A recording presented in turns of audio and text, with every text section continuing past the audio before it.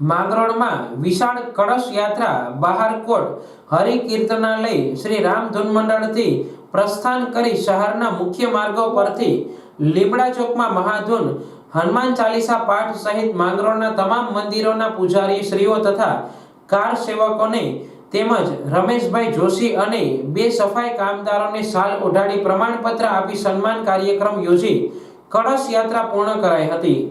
પોલીસના ચુસ્ત બંદોબસ્ત સાથે નીકળેલ આ વિશાળ યાત્રામાં વિશ્વ હિન્દુ પરિષદ, બજરંગ દળ સહિત સામાજિક, રાજકીય, ધાર્મિક સંગઠનો, જૂનાગઢ સાંસદ, માંગરોળ માળિયાના ધારાસભ્ય પણ ઉપસ્થિત રહ્યા હતા।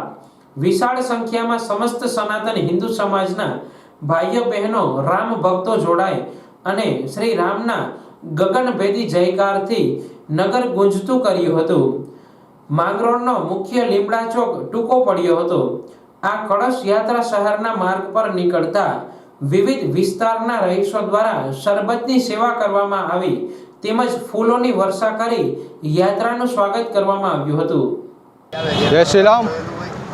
વર્ષોની પ્રતીક્ષા બાદ જ્યારે અયોધ્યામાં ભગવાન શ્રી રામલલ્લાનું પ્રાણ પ્રતિષ્ઠા મહોત્સવ ઉજવાઈ રહ્યું છે ત્યારે માંગરોળમાં પણ ખૂબ જ ઉત્સાહ છે।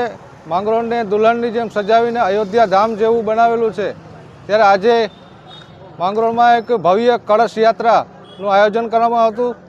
તેમાં સનાતન હિન્દુ ધર્મના ખૂબ જ મોટી સંખ્યામાં લોકો, ભાઈઓ બહેનો જોડાયા। ખૂબ જ ઉત્સાહ જોવા મળ્યો।